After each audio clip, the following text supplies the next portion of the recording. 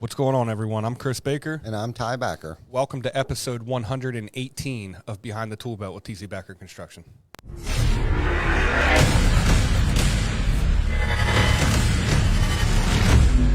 TC Backer.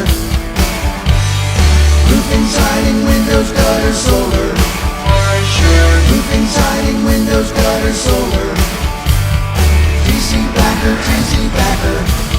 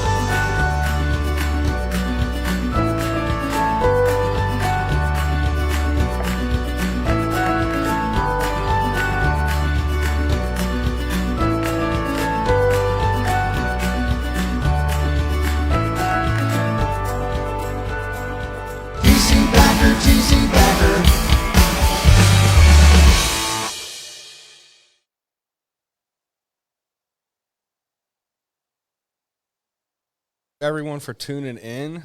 We have episode 118 here, man. Unbelievable. It's crazy. I hope everyone's enjoying their week so far. All my local Pennsylvanians, man. What is going on with our weather? When's it going to get warm, Ty? Seriously, I have no idea, man. It's supposed to be, I think, 71 tomorrow, but raining. Yeah, exactly, man. Yeah. Exactly. High winds, rain. Yes. So, family, we got an awesome episode here, man. We got our buddy from roofing.com. He is actually the director of growth for roofing.com and for Revolt. So we're going to be talking a little bit about that. We got him zooming in here from, I believe he's in the Carolinas, right? Is that correct? Yep, Greenville, South Carolina. Yeah. So we got Ammon Mckinlay. What's up, guys? How we doing? I'm doing great, man. How are you? Doing real good. We Living appreciate the swag, dog. Yeah. We appreciate the swag. We're I mean, man. this wasn't even planned. It wasn't. But we're all representing. It was.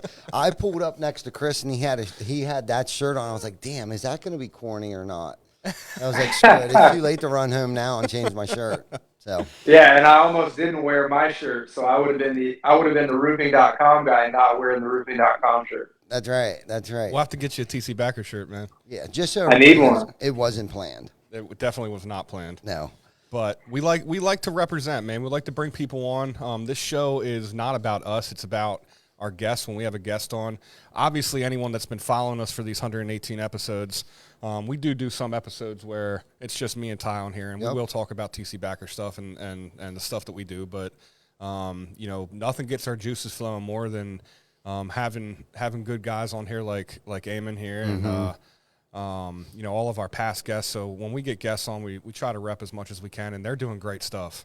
Hunter and you and Diego and, all the people involved, all the contractors that you guys bring down to Revolt. I mean, you guys are, from the outside looking in, it's almost like a cult.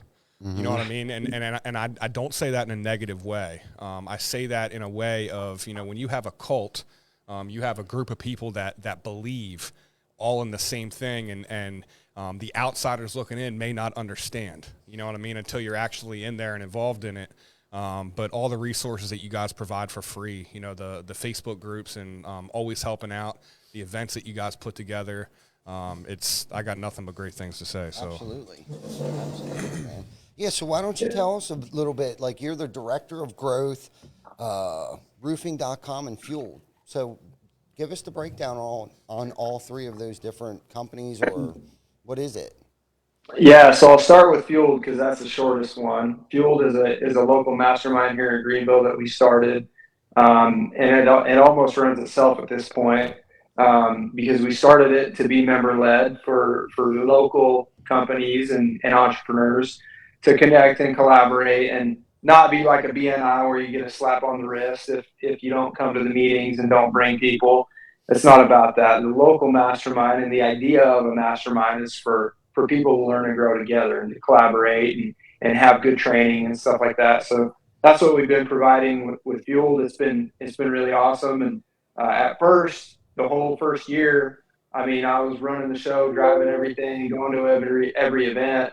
And it's cool to see. I mean, I haven't even really needed to show up lately because we've made it to be so member led, and that was the purpose in the first place.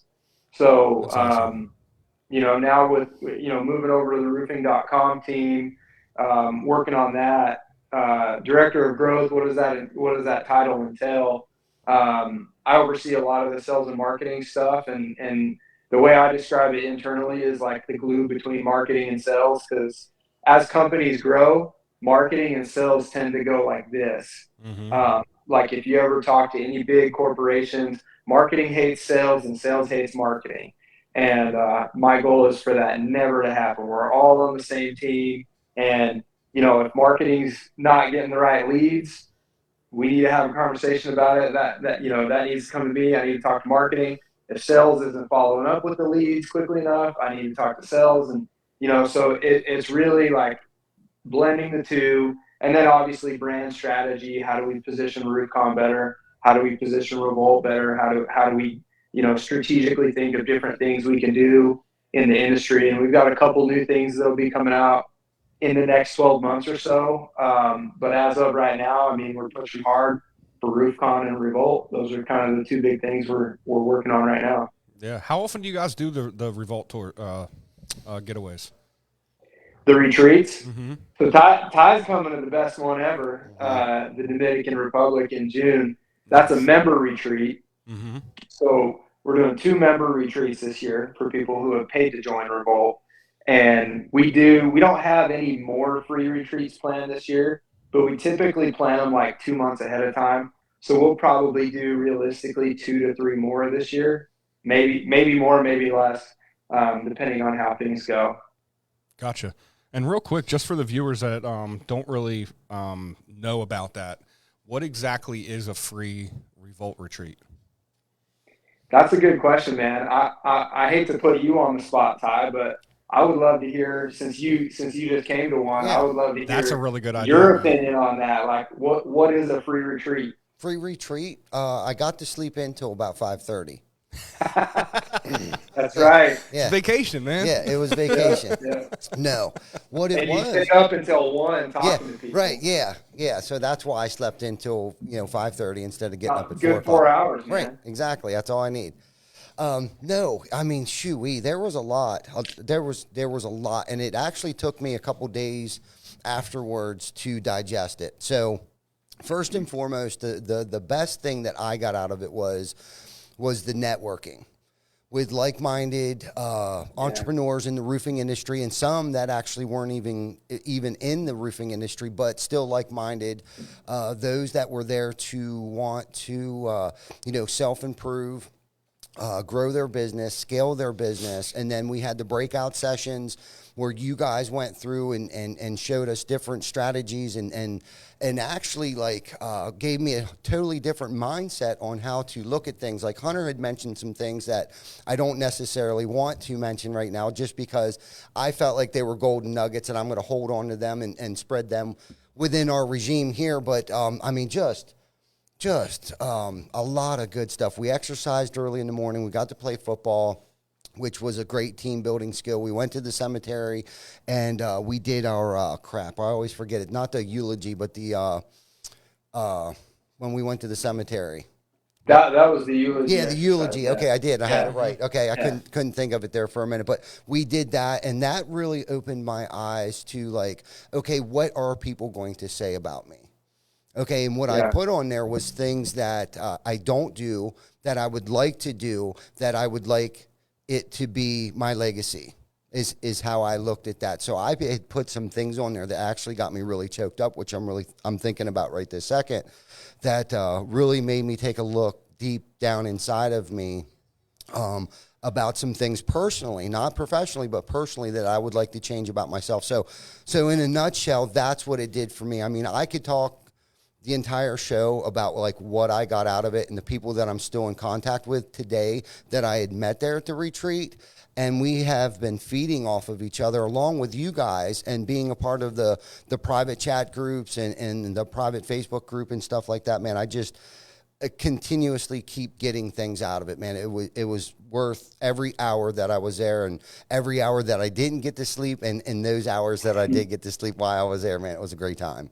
Yeah, so from the outside looking in, man, what I can tell from Revolt, you know, with that membership, it seems to be a group of like-minded contractors in the roofing industry that are basically just trying to change the industry, try to become better people, better leaders, and just change the overall industry, man. And all the stuff that you guys are doing are great, man. Mm-hmm. And by the way, Ammon, you got the roof poppy in here crushing on you right now, brother.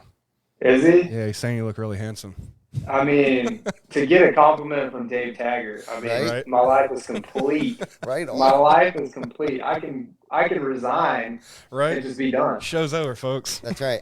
But I appreciate that, man. And I want to touch on something you said, like-minded. What is that like mind? You know, like we always talk about we want to meet with like-minded people. We want to collaborate with like-minded people. And I think it's important to define what that like mind is. And I think the mindset for us, we always talk about legacy-focused leadership. And that's why we do the eulogy exercise. Like, what are people going to say about you? That's your legacy. Mm-hmm. And when you really think about it, like, you don't just want people to say that you built the biggest roofing company on the planet. You know, you don't just want people to say that Ty Backer made a buttload of money. Right, because what does that mean? Exactly. What does that mean to anyone other than Ty Backer? You know what I mean? Right. And so that's where we talk about impact over income. And obviously, everyone wants to be successful. You know, we wouldn't be entrepreneurs if we didn't want to make a lot of money and be successful. But it's the impact piece has to come before that. And that's why, you know, typically we only attract people to those retreats who have that mindset in the first place because, you know, the team might kill me for saying this, but I think all last year the marketing for the retreats was not that great. You know, that's, you know, fresh set of eyes, me come in and I'm like, okay, these images, they don't really explain what the retreat's about. Like, it's really mysterious what the retreats are about. That was me stepping in 2 months ago. And part of it is that it's that way for a reason. You know, we don't give away a lot of information about the retreats for a reason because we want that experience to be really special. And we only want to attract the right people. But yeah, at the same time, I mean, I think for us, it's all about legacy-focused leaders because a lot of you guys know how to sell roofs, right? A lot of you guys, I mean, selling roofs is, no offense to anyone listening, probably one of the easiest sales on the planet, especially if you're doing insurance work, right? Like door-to-door insurance, one of the easiest sales out there. So then what? You sell a lot of roofs, then what? Building a team, building a culture, making an impact. That's what it's all about. Yeah, it really is. Yeah. You know, and I like the part about leadership. You guys talk a lot about leadership along with the legacy. And there's much more that goes into being a boss, okay? And you know, hanging out with you guys and reading a lot of books and listening to a lot of podcasts, you know, being a leader or in a leader position takes a lot of practice. Okay, it's like a muscle. We talk about this a lot here. Actually, it's like a muscle, and it doesn't happen overnight. It happens on a daily basis through trial and error, through failures, through victories, and to, you know, provide the right tools for those people around us so they can do their job most effectively and efficiently. And where my mindset has been going is trying to develop other leaders, okay, like passing the torch down to somebody so then they can create other leaders. And that's where I think legacy comes into play. Like, you know, it's not even about what I can do anymore today. It's about how good Chris is at his job and the leadership skills that he has and passes down to either the younger generation or the guys or gals that may be under him. Same with Vic. Vic has his own department I think he's a wonderful leader. And that's the thing about leadership. Yes, you can be you can have, I believe, natural leader skills, a few of them, whether it be open-mindedness, being humble and teachable. Yeah. But everything else besides that has to be taught, trained, learned through mistakes. You can't just wake up one day and be like, okay, I'm a leader. I'm a leader, and I'm going to be a damn good leader. You know what I mean? It takes time. Right. It really takes time, and I think that's the thing that a lot of people don't understand, especially going out into business on their own. They think, okay, well, I'm the boss. And there's just so much more to that than just being the boss. Yeah, there's so many different ways that you can be a boss. You can be a guy that sits behind the cart and whips the horses. Right. You can be a guy that sits in the front of the horses and leads the pack. And I really like the analogy that we use about the training a muscle, because everyone can kind of relate to that. You can work out for 5 years straight, get huge, get the best shape of your life. You get complacent and you stop going to the gym. What happens? Your muscles are going to shrink. You're going to get a belly. Yeah. You know what I mean? It's the same thing with leadership, man. You can train that and be a great leader for a long time. And then as soon as you think I'm done learning. I don't need to be teachable anymore. I don't need to teach anyone anything. It's good. You can lose those leadership qualities really quick overnight, a lot faster than you gain them. Yeah. Right. So that's really important. I really love the analogy of training it like a muscle. Mm-hmm. Right. Yeah. And what you guys just said, I mean, I did a little bit of like pondering before we got on, and just thought about like the problems that we have in the industry. And especially it's crazy because I feel like I've got a great bird's eye view of just entrepreneurs in general, especially with Fueled last year. Like Fueled was a freaking MBA degree in understanding the mind of an entrepreneur. Because it was a mastermind for entrepreneurs, and I literally onboarded every single person, all 50 something members that we got. They all came through me, and I was able to do a lot of strategy, discussions with them. And now in the roofing industry, it's no different than any other business leadership. And as I was thinking before we hopped on today, a couple of the biggest problems that we face in the industry right now are recruiting and retention. Would you guys agree with that? I think that, obviously we've got the economy stuff and all that stuff, but most of the guys we talk to, it comes down to finding good people and then keeping them. Yeah. That's why at the retreat, I did my training on retention. Mm-hmm.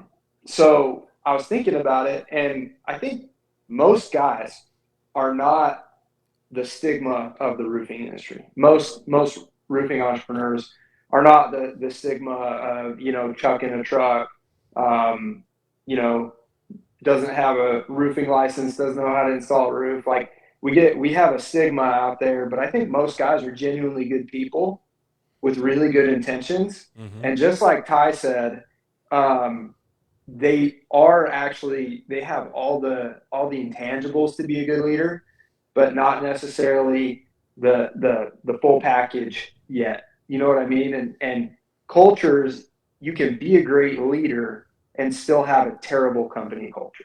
Mm-hmm. And that is something that I think everyone has to be self-aware on. Like my self-awareness with the team, I know the things that I'm really bad at right now. And I vocalize those. Like, I'm working on this right now. Hopefully you guys will be patient with me while I improve this skill, but I'm really bad at X, Y, and Z. And so I just want you guys to know I'm bad at that and I'm working on it. Right. Mm-hmm. That's an important leadership trait right there, man. Good leaders can have really bad cultures, and I see that a ton in not just the roofing industry, but every industry. You're a super good person, but you just there's whether you lack structure or a certain skill set or something like that, there's something missing that could really boost your culture. That it takes self-awareness and community and networking and coaching to kind of really flesh that out. Yeah. Would you say that if someone is a good leader, it automatically means that they're a good teacher? You could probably say yes and no to that question. Mm-hmm. honestly, because it depends on what your definition of a good teacher is. Right. Like, some people don't say anything, and they're a great leader and a great teacher just by example. Mm-hmm. Some people are excellent communicators, and they could be bad leaders, Right. you know? So That's a I good think the answer. answer to that question, could be yes and no, depending Yeah, on Yeah, that's a good answer. depending it on the is. person. I think a lot of it boils down to trust. You Yeah. know, to have a leader that can, make good decisions, especially when timing is crucial, and that they can influence people. Being a Yeah. good influencer and having, and I hate to use this word, but a following, um, that and the big thing, I think both of you said it, was leading by example. And one of my biggest, I guess, things that I've tried to do, especially early on, was to be the first one here and the last one to leave. Okay. And what that has done over the years is that now I'm probably the third or fourth one here in the morning. You know what I mean? I'm not the first one anymore, Yeah. because we set that example early on. Now Brandon's here anywhere from 30 minutes to an hour before me, like every morning. I mean, and I'm just not going to get up any earlier to get here. Like, I'm just not going to do it because I already get up early enough. Okay. And I think he lives further away than I do. Yeah, he does. Okay. So I don't even know what time in the morning he gets here.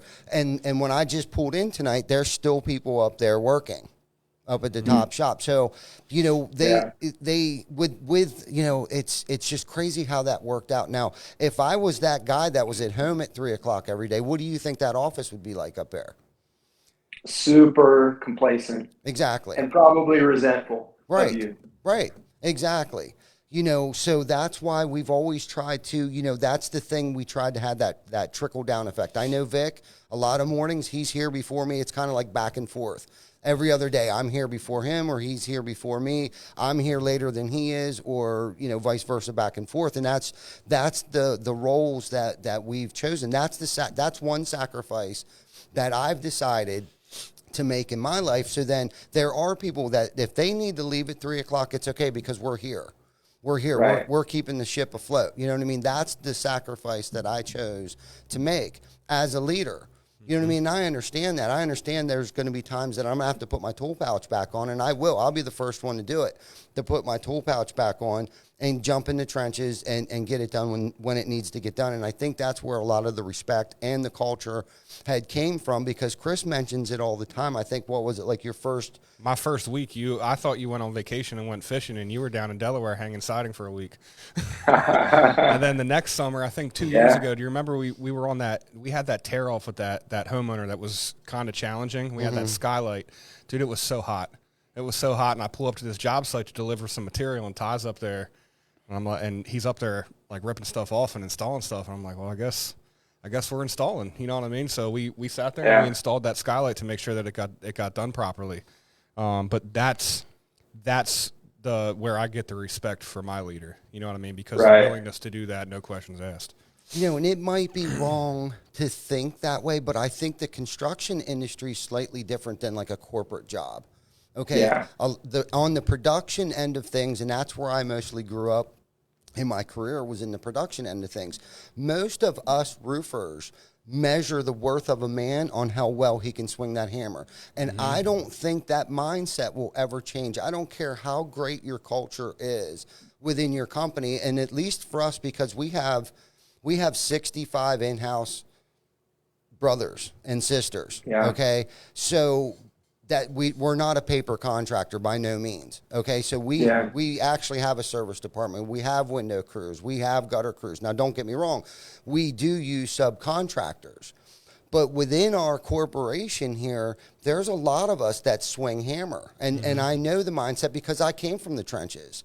You measure a man by self-worth, by how well he can swing that hammer. And if you want to gain respect, at least in my eyes, and I could be totally wrong, you better get in the trenches and put your tool pouch on, because if they see you just roll up in your fancy shoes and you start pointing your finger, they lost respect. Yeah.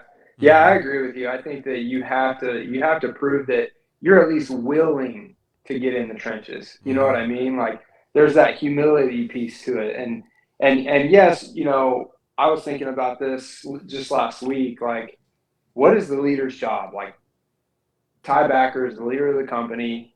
His job is to do what? To complete the mission, right? Mm-hmm. His job is the mission above all else. And so the leader, one of the skills you have to develop is the skill of discernment. Like, how do I delegate my own time? How do I spend my time? And that's a tough thing because there's 87 problems going on. You've got to choose the three, not only that need the most attention, but the three that you can, like, that you're the best person for the job for that. Mm-hmm. If it's someone else, you have to let them do it, because then you're not a leader, you're a micromanager. If you're doing it and not letting them do it, then that's not leadership.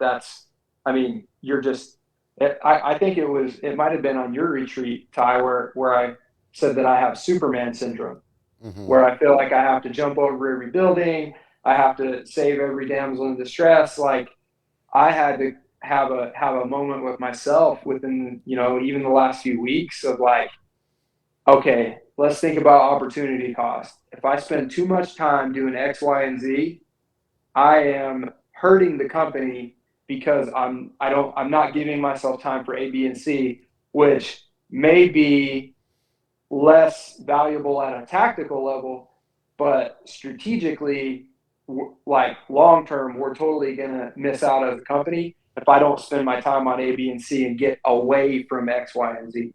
X, Y, and Z being more tactical stuff in the weeds. We just switched CRMs, and I'm freaking nerding out in there on the CRM, and it's like, dude, I got way too deep into that. It's like, there's great companies out there who can set that up for us. We need to hire a company to do it so that I can focus more on the strategic things that we're working on as a company. So it's just that balance. Like, you can't have a leader who's just on the ivory tower, never willing to get dirty. But I don't think you also should have a leader who's just in the trenches, because then they're not leading. They're just working. So decentralized command.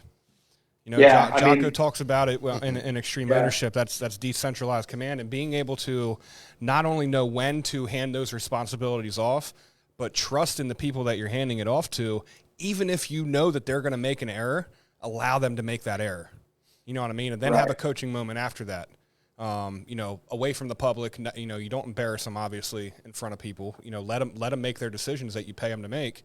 And then just go from there, because that's the best way they're going to learn. I'll be completely blunt honest. I screw things up sometimes, and I only learn by screwing things up.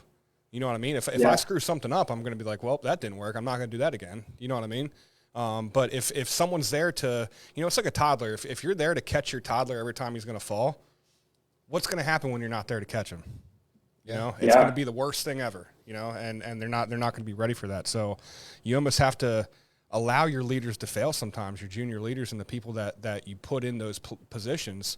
And Jocko talks about that in that Extreme Ownership book. Yeah, and that's tough. That's tough for a lot of people. I know it was tough for me.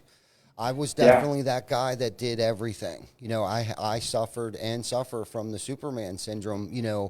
It was until somebody, or I heard it or I read it someplace, where if I could find somebody that could do it 70% as well as I can do it, they're probably doing it they can probably do it 100 times better than the way that I'm doing it now. You know what I mean? Because I know for me, I had spread myself so thin that I was just mediocre at everything. Like, I couldn't excel in any area because I had myself so stressed out, lack of sleep, and just stressing myself out. And then I had realized that I was the bottleneck. Like, we couldn't scale anymore until I had let go of some things, and that's when Chris probably came in. When this transition really started to happen was probably it's been about 4 years now. 4 years, yeah. That next week. Chris has been here, and he took over the service department for me. Like, he managed all of it at that point in time. I think PA and Maryland. PA, Maryland, and Virginia, yeah. Yeah. And before him, that it was me. Ordered the materials, scheduled the subs, scheduled the in-house guys. I mean, everything, dude. I carried a day planner with me, dude. it was crazy, and it was like, dude, I got to get all of this out of here.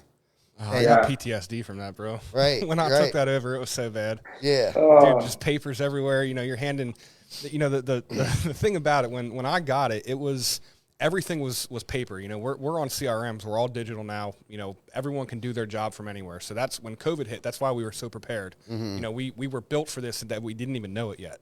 You know what I mean? But we literally built ourselves for COVID, for the, you know, the 6-foot social distancing, no one's allowed to report to work, all that kind of stuff. We built ourselves for that and didn't even know that we were doing it. But I remember when I took this over, it was like I had such a hard time managing all the guys and giving them work orders every day, and I'd have to return them. So in the morning time, I'd have a stack of papers, and I'd make a copy of every single one, put the ones that I hand out, put the copies of them in a currently working on folder. And then the next morning, I would grab them back from the guys, match them up, see what was done.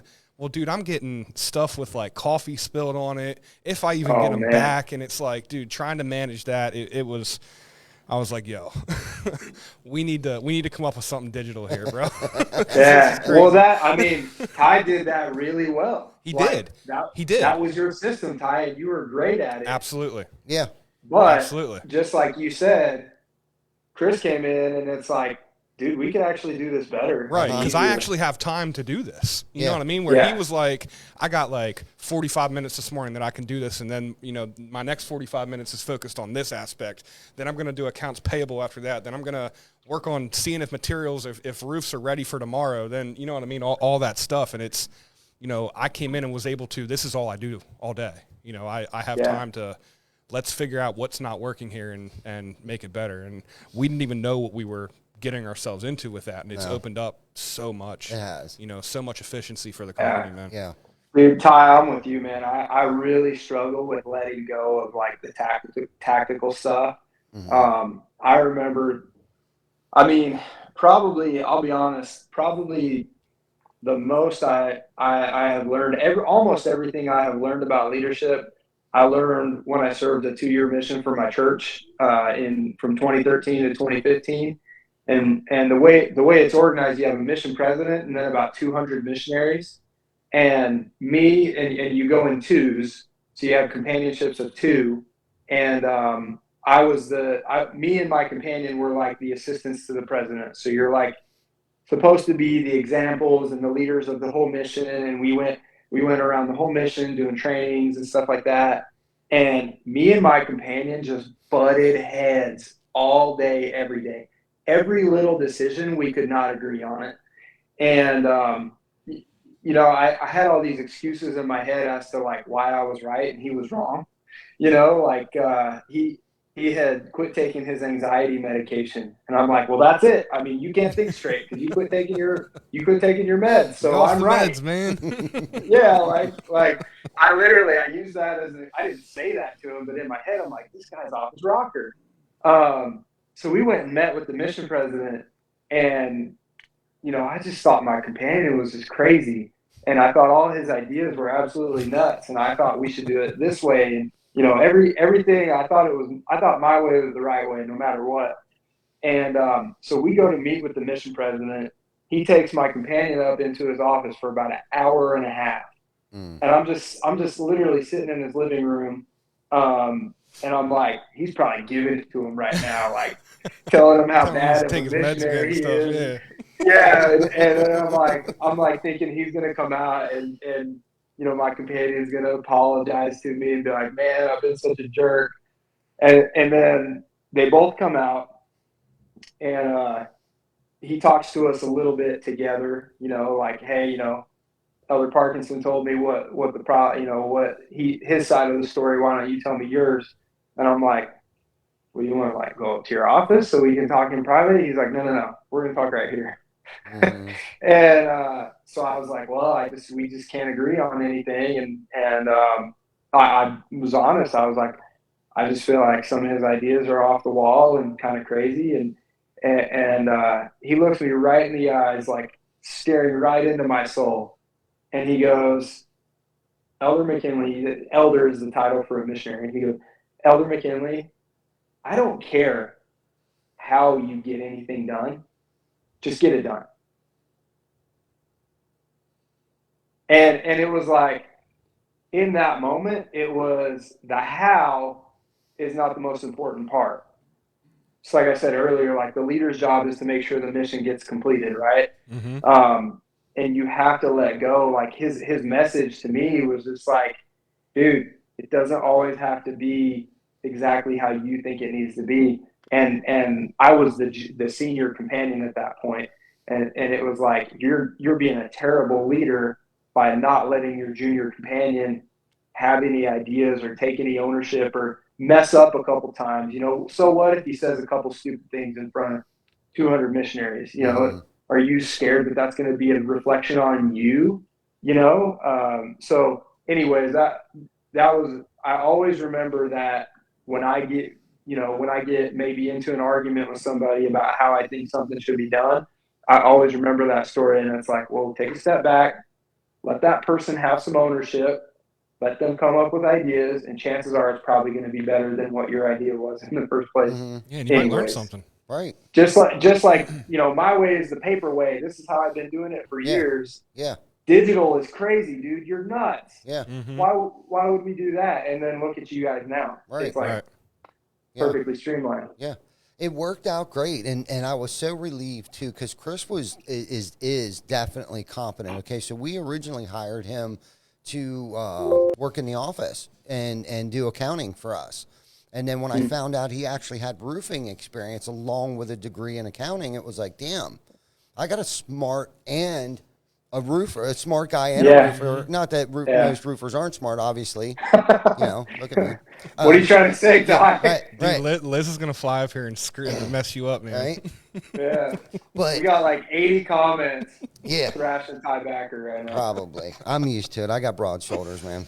But it was great because, and in his age too. So he's in his 30s and had been brought up and raised, with a laptop probably in his hand or an iPad or something like that. And maybe not, but he was definitely more tech savvy than I was at that point in time. Plus, too, think about it. Six years ago, there wasn't CRMs. I mean, there may have been, but they weren't advertising them on Facebook, or there wasn't a sales guy knocking on my door from AccuLinks like, yo, man, you should really try this out. Right. You know what I mean? It was Google. We had Google Calendar. Even in 2016, when I was knocking doors selling roofs, I mean, we had AccuLinks, but our sales team didn't even have access to it. Right. Because it wasn't a tool that we could use very effectively. Exactly. Right. So it was day planners, and taking notes and Post-its. I lived, and I still do, live off of Post-its, but now, with Chris's help and Vic and a couple other people, I've been able to move into the 21st century. That's what we always call it. The day that I turned in my day planner was the day that we moved into the 21st century. Out of the Stone Age, man. Dude, that's and what we call it, the Stone Age. I won't throw it away. I got about 8 of them, 8 years worth of day planners that I have in a filing cabinet that I won't throw away. Like, I won't do it, because that's what this was built on, man, was in those day planners, man. I mean, that's part of your legacy, for sure. Right. That's really cool. Yeah.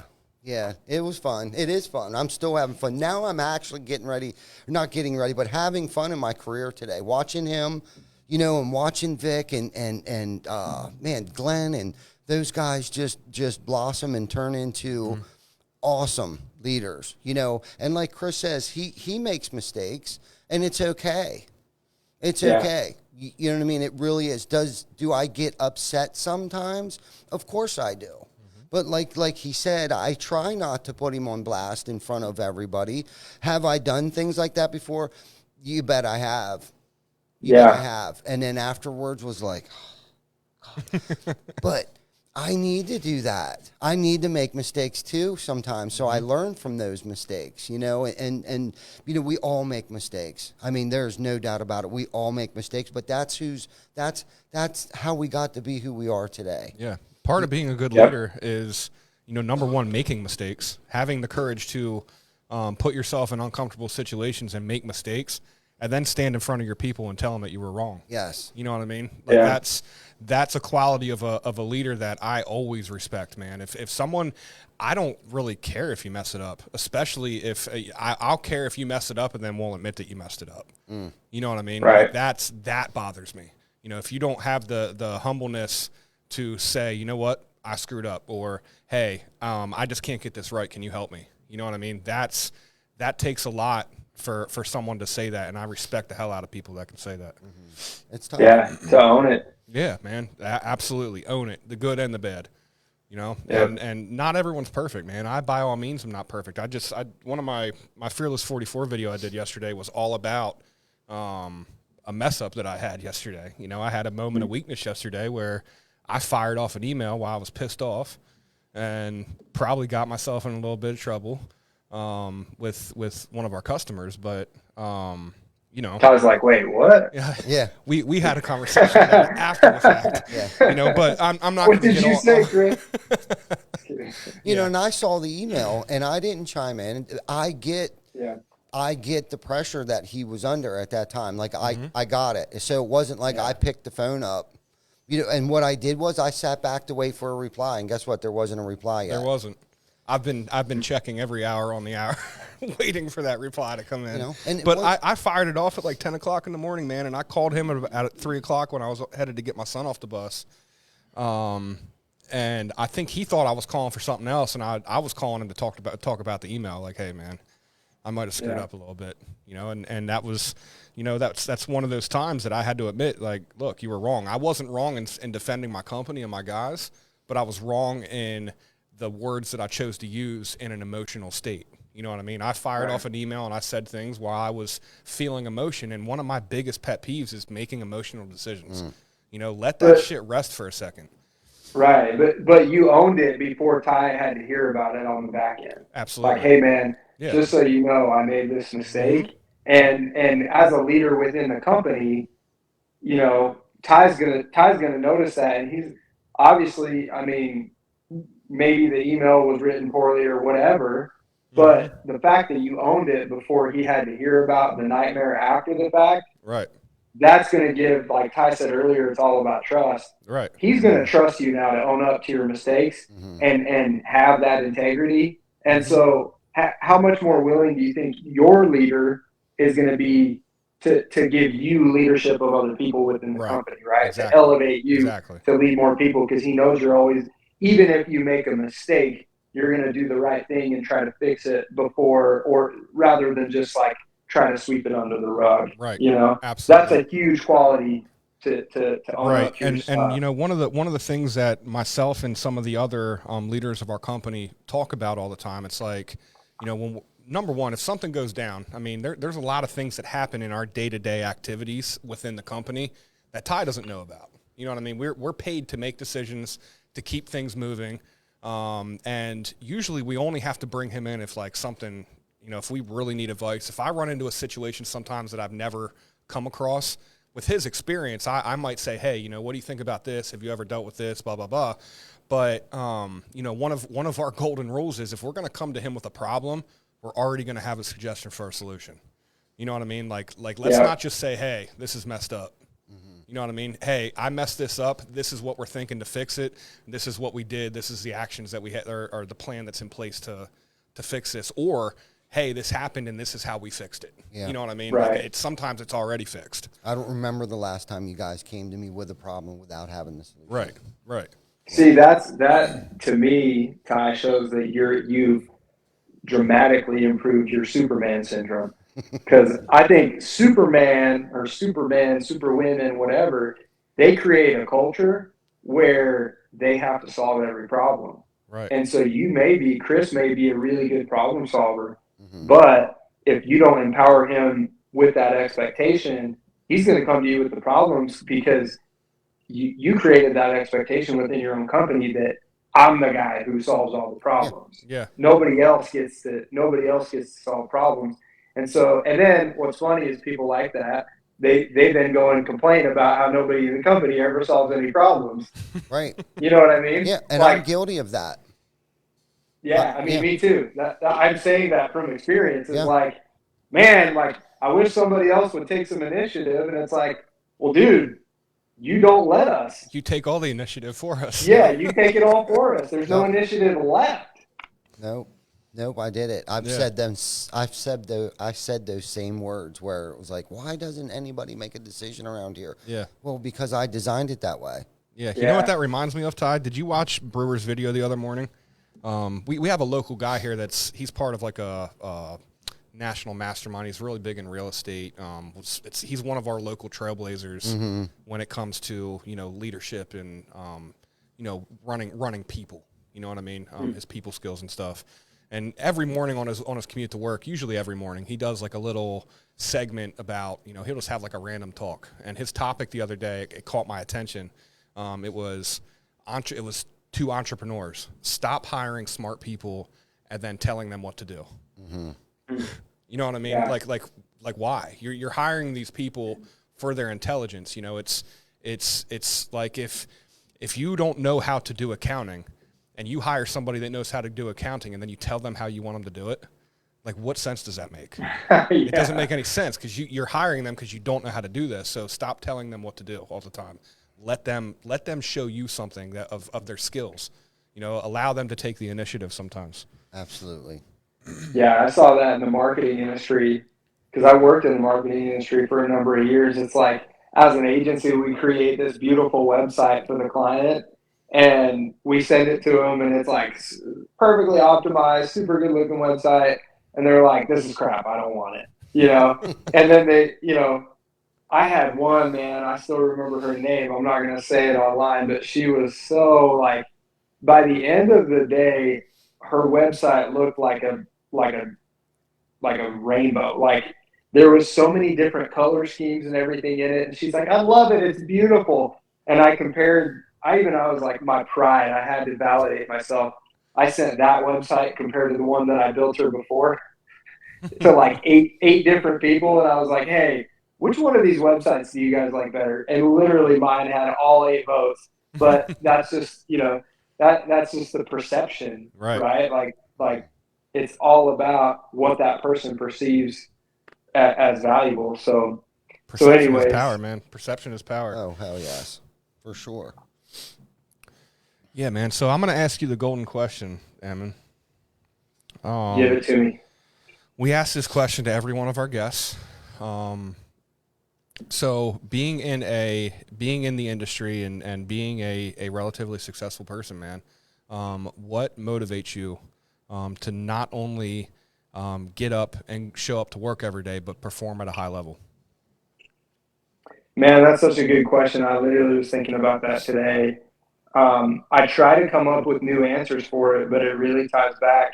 I don't know if it was at your retreat where I talked about my core values for myself, Ty. Yeah. But it all ties back to like your own personal fulfillment and like what gets you excited. Because if you're good, you're going to be good for everybody else.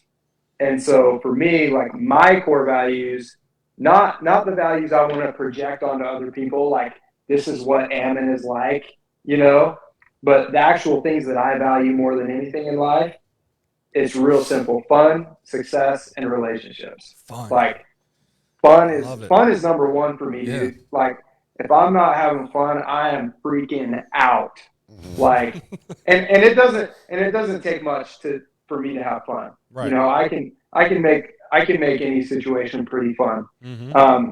Success for me, like success, I'm pretty competitive person. I'm extremely hard on myself when I don't achieve my goals, and so I would say like I just value achieving things, like not for anyone else's validation, but for my own validation. I was one cheesy example. I was built a little bit better than I am now, but in high school I wasn't, super gifted athlete.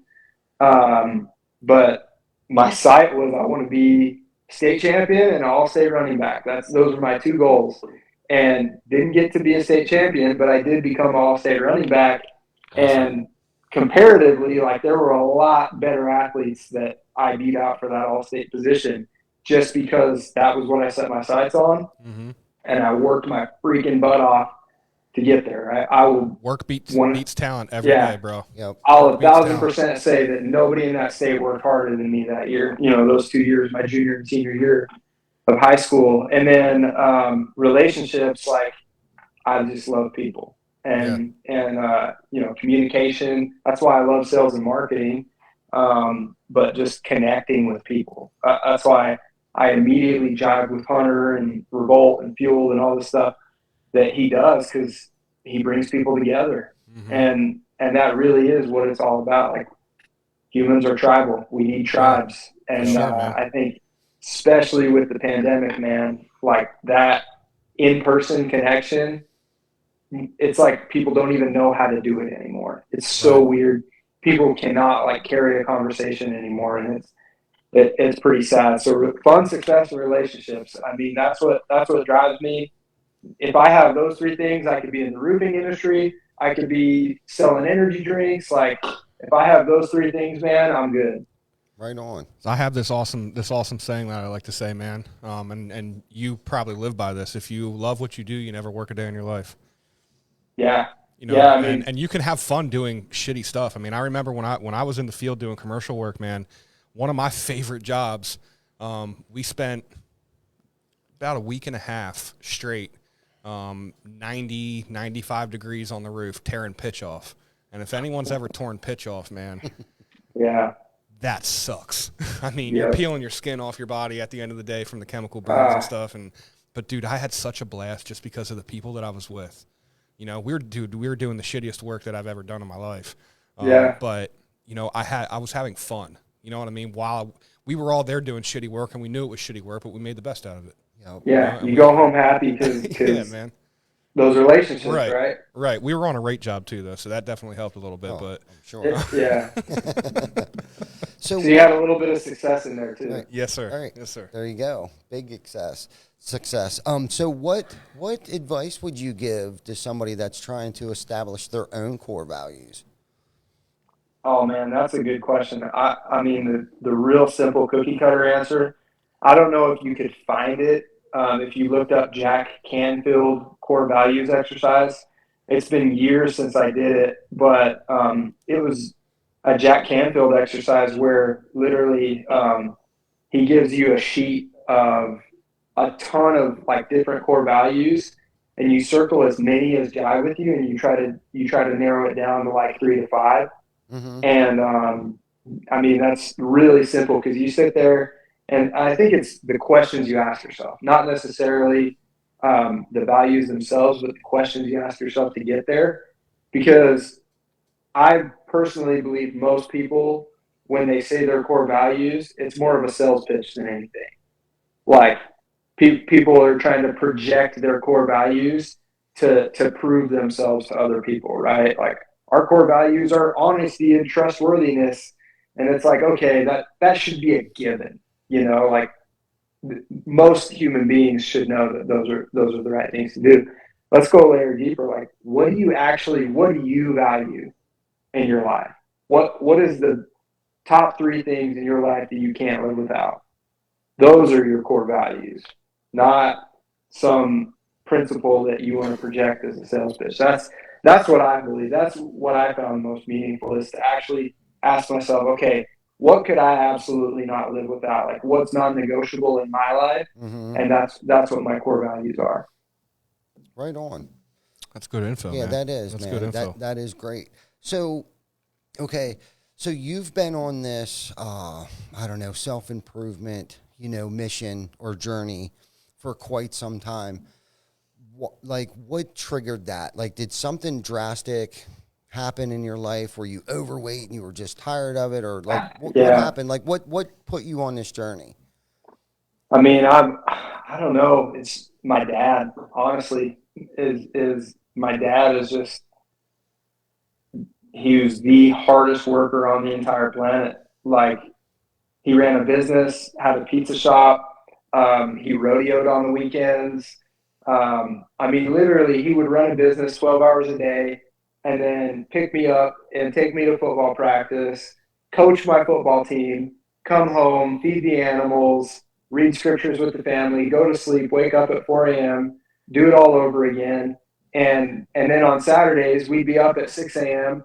digging freaking trenches in the yard, which I hated at the time, but now looking back, I'm grateful for. And then Saturday night, he'd go ride a bareback horse in a rodeo. And then Sunday, he spent all day serving in the church. Like, my dad is just an absolute machine. An animal. And sounds like an animal. I mean, it was just ingrained in me. Like, I am such a wuss compared to my dad. Like, my work ethic doesn't even hold a candle to his to this day, and he's 60 years old. Like, so I think it was just ingrained in me. Like, there's no other way to live, and unfortunately, a lot of people don't grow up with that kind of example in their home. Yeah. And so, I mean, I feel for people who don't have like strong parents in their house, because I have absolutely no clue. I mean, I almost could guarantee you I would not have the work ethic I do if it wasn't for my dad. So I really do feel for people who don't have that strong example in their home. Yeah, man. Your dad sounds like an amazing person, man. Absolutely, man. Yeah, he's great. My hero. Great answer, because that's not at all what I was expecting. That's a great answer, man. Great stuff. Yeah, and there's times, like, there have been times in my life where I didn't feel like I had like a vision for my life, you know, like, especially when I realized I'm not that great of an athlete and my football career is over. Like, what the heck am I going to do with my life? That's when I got into the roofing industry. Mm-hmm. And what's funny is I was doing spring ball at a 1AA school, trying to walk onto the football team, and that was in Idaho, and then I was driving to Utah every weekend to go sell roofs, and I literally was like, dude, I might be crazy, but I like selling roofs more than I like playing football now. And it was just like the people aspect of it, I just loved it. So, like I said, I think whatever I do, if I can have fun doing it, if I can achieve success doing it, and if I can build relationships with people, I mean, I'm a pretty easy guy to please when it comes to all that stuff. So I think what drives me really is just that, you know, I don't know any other way, number one. And number two, if I have something to work on and I see any deficiency in it, my mind's going to go crazy until it's having success. Yeah, Absolutely. Good stuff. yeah, that is good stuff, man. Yeah. So good we're stuff. we're winding down here a little bit. Vic, do you have Eric's video that we played last week? Ammon, do you mind if we play Eric with Roofers and Recovery's video about Absolutely. National Roofers and Recovery Day? Please do. Cool. We're going to run that until the 5th of June for him.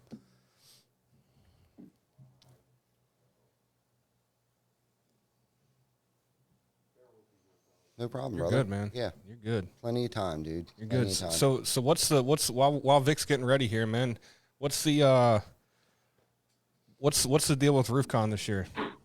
Let us get the secrets, bro. Man. Let us get the secrets.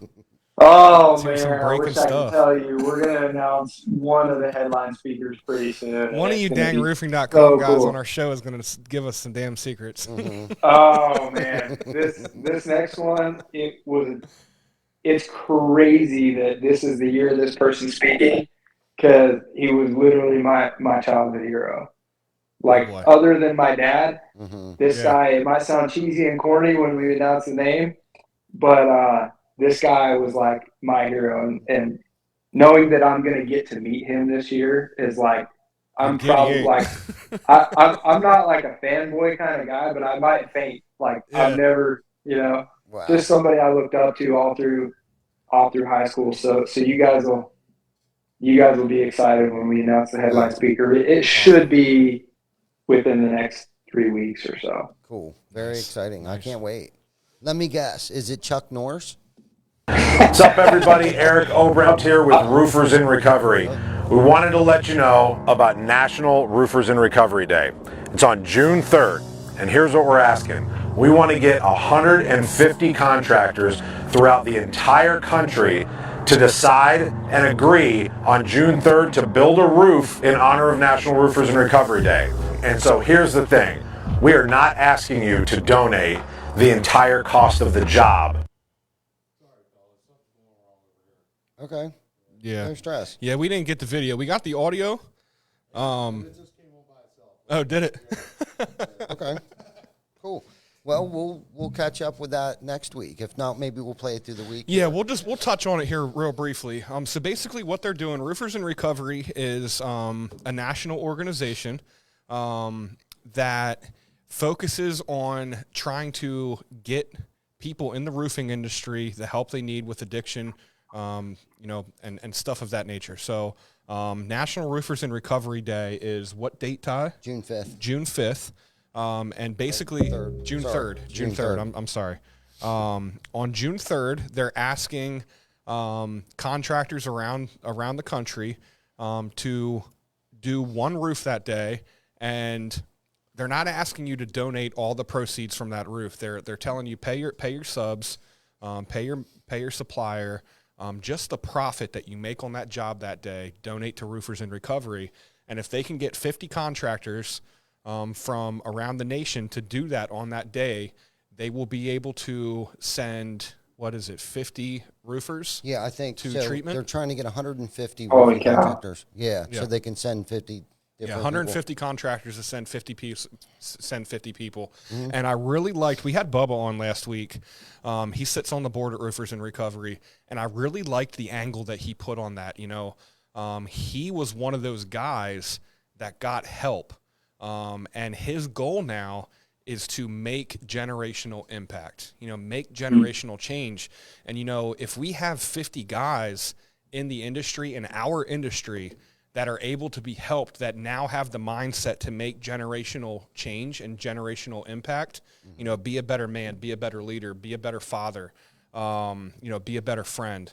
That's a lot of impact, man. So, for something so little, there's a lot of big time roofing contractors in this country, Absolutely. I think that's an amazing thing to be doing, and I think it's a pretty achievable goal, man. For sure. Yeah, and some people may not think that because they haven't been through the experience of recovery that it's not relevant to them. I can promise you, every person on this planet has been affected by Absolutely addiction. Absolutely. And so, some might not even know it. Yeah. You know think what I about mean? your cousin. Right. Yeah. Think about your grandma, your dad, your little brother, somebody. Everyone out there knows someone who's been affected by addiction, and this can help someone get out of it. Right. Absolutely. Can keep a family together, man. Can keep someone's dad, succeeding and all that kind of stuff. So, I love the idea, man. I have people in my family that are in the program that are, have been sober for quite some time now, that I've seen transformations, man. I had a childhood where, my parents were addicts and stuff. So like, I know the impact that it can have, number one, on children, on family, on friends, on your work life, all that kind of stuff. So just because it doesn't affect you, that's a great point, man. It good for you that you don't suffer from addiction, but I guarantee you somewhere in your life you have somebody that is suffering and you have been affected by it. So for sure. Yeah. It's such a great cause. It really is. Yeah. So that's our industry, man. That's the direction our industry is going. People like yourself and Hunter, Eric and all those guys, Paul, Bubba, like all the guys in our industry that are of like mind that we say, the lighthouse in the fog, you know what I mean? Like that's the example that I like to put there, because 10 years ago, Ty, you say it all the time, man. We didn't that didn't exist. Right. Like you couldn't call up another roofing contractor and say, hey man, I need help. You know what I mean? Like, that wasn't they're gonna be like, okay, then go to church or something. You know what I mean? Like, they're not gonna offer an ear for free. We got guys like David Taggart. He put a post on the other day.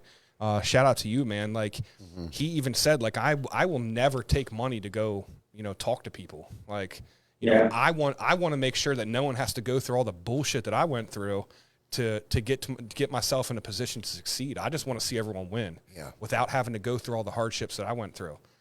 You know what I mean? The roof hustler. I mean, he's another perfect example, man. Oh yes. Deshaun, He's awesome. Yes, he's like, look, like the only reason I do this is because I went through so much shit to figure out how to be successful. I just want to give people the tools, man. I want them to not have to go through the struggles that I went through to learn how to sell roofs and be successful and manage that and your family at the same time, you know? So it's good stuff. I mean, this is it's such a phenomenal business in and of itself. It's such a phenomenal way to make a living. Roofing, it's profitable if you do it right. And so again, we always talk about impact over income. Like, you can make a gigantic impact, and you don't have to tie that impact to roofing specifically, but roofing is a great vehicle to do that. The roofing industry is such a good vehicle to be able to make an impact. And so, I mean, some people feel ashamed, like, oh, I'm just a roofer. Like, dude, no, you're a leader that happens to do roofing. Right. You know, if you choose to be that way. Absolutely, man. Absolutely. 100%. You know, I just want to, you know, put this in here real quick. I spoke on this last week. You know, if you're a homeowner out there, man, and you know, we always tell homeowners, number one, this isn't a sales pitch. This show is not about trying to bring in clients or anything like that. You know, we have marketing and all that kind of stuff for that. This, you know, when you're bringing people in, don't necessarily just look at the materials that they use, the cleanliness of their truck, and all of the normal things that you look at about a contractor. Figure out what they do in their community, man. Figure out the impact that they have. You know, I'll say this example, and I said it last week. We had a home show in Gettysburg a couple weeks ago, or a month ago, or something like that. And I was speaking with a potential homeowner, or a potential client, with one of our salespeople, and they had one of our local other contractors, other roofers, bags in their hand. So they had been to their booth first, and they're like, you know, we went over and talked to so-and-so, and what's different about you guys? Like, what makes you guys different? And I was like, to be honest with you, I mean, they're Master Elite GAF certified. You know, they're in GAF Energy just like us. They're probably going to put the same stuff on. They're probably going to do a great job just like we will.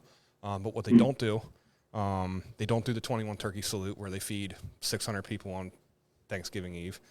They don't donate to their local food bank, humongous donations twice a year. They don't volunteer in the community as much as we do. They don't give away free roofs. They don't build stuff. You know what I mean? All this stuff that we do for the community, just know that if you spend money with us, yes, you're going to get the same material, probably the same kind of customer service, but what your money is going towards is where we're different. You know what I mean? We're not just lining our pockets with that. You know, we're giving that back to the community. Yep, so a certain percentage of each job goes towards the community. Right. So, which is incredible. Absolutely. And I'm not saying that to brag whatsoever. We don't do it for any recognition. I'm more or less in giving that example out there, because if you're a potential homeowner, not even necessarily just for the roofing industry, you know, if you need to pay somebody to do a service, do a little bit of background on them, not just, you know, how good of a contractor and how good a customer service they are. What do they do for their community? How do they treat their people? You know, what is your money going to fund? Yeah. You know what I mean? That's what I've started to learn, and I got that from the roofing industry, from RoofCon, from the roofing space, man, all the like-minded people. So just do your research, man. Yeah. Good stuff. What a great show. Yes. It's excellent show, man. Excellent show. We appreciate your time. Yeah, I could do this all night. We could probably talk till midnight. I love you guys. Yeah, man. Great. We're so grateful that you came on the show. Thank you for coming on the show. We'll have you on again. We can't wait until RoofCon. I can't wait for the Dominican. And, man, thank you guys for everything that you guys do for our industry. Way to go. Thank you for the changes that you guys are making and the impact that you're having on me and everyone else around you. Thank you. Yeah. Man, it's super humbling to hear that. I mean, I've only been with roofing.com for a couple of months. But there are so many cool things that are going to happen. RoofCon 4, if it's not going to be better than RoofCon 3, we're not going to do it. You know what I mean? Like, RoofCon 4 is going to be better than RoofCon 3, not just logistically, because I know everyone complained about having to walk. We fixed that problem, but the impact and the personal development and the training, like, again, like you were just saying, that's not a sales pitch for your company. Like even if I did not work here, I would just encourage every single roofer on the planet, like, bring as many people on your team that you can afford to bring. At least your leadership team and a couple of salespeople, bring them to RoofCon, because the price that you're going to pay for the tickets is so little compared to the impact it's going to have on you personally as a leader, and not only that, but your team, because there's free time. Like there's time to like go do team bonding experiences. Like last year, I wasn't on the roofing.com team, but I went to RoofCon. I was still primarily focused on Fueled. Me and a bunch of the Fueled members went down, and afterwards we went to Universal Studios and just had a good time. We rented an Airbnb, and like we made memories that we'll never forget. None of us will ever forget. Yep.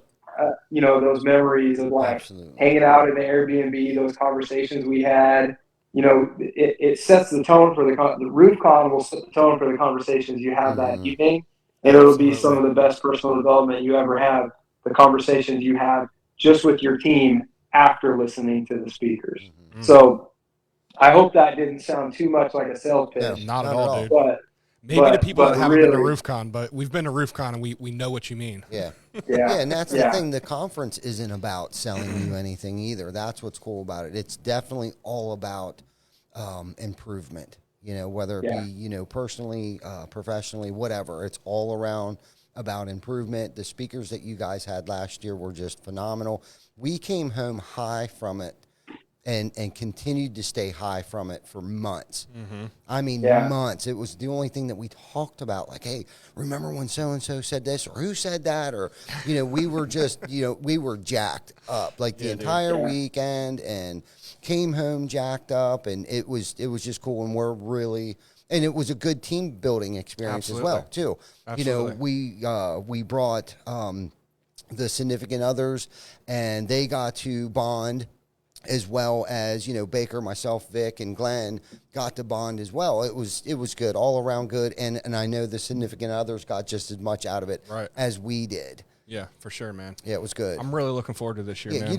You don't even have to be in the roofing space to go to RoofCon, like, for real. Oh, I know. Yeah, none of the Fueled members were actually roofers. They all had different businesses, and they were like, man, and Fueled, we charge a hefty amount, you know, a decent amount of money to join Fueled.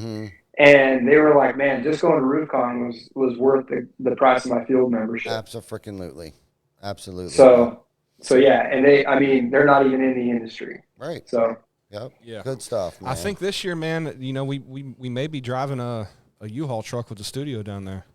Might be setting up behind the tool belt down there, man. Heck yeah, that would be sweet. Yeah. It would be. It would be. We'll get the whole fam family down there.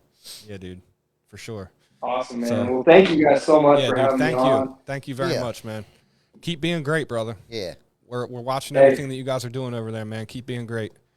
You guys too. We're watching you. The rest of the industry is watching you guys. Because, I mean, I'm sure, Ty, you feel like you've got a long way to go. But, man, you guys have a smooth and awesome and fulfilling operation going on. Thank you. Up there. So I mean, yeah, we're just definitely. We're just getting started, man. Yeah, and I love that you're sharing it. Yeah. With other people. Thank you. Yeah. So thank you. Awesome. Well, TC Backer family. That's right. If you guys have not hopped over to the roofing.com Facebook page, make sure you go check them out. The Revolt, the Fueled, all that stuff. Go give them some love, because they're great in the community. They're great for the leadership. They're great for the industry and just for people in general in this country. In this time, man, we need more of that.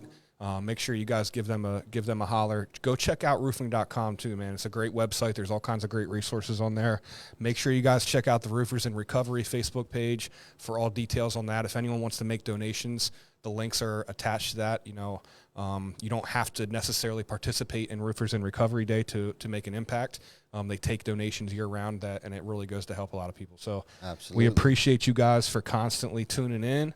And it's been a great episode, man. We appreciate you. And we will catch everyone next Wednesday at 7 p.m. for episode 119. Everyone enjoy the rest of your week. Have a good one.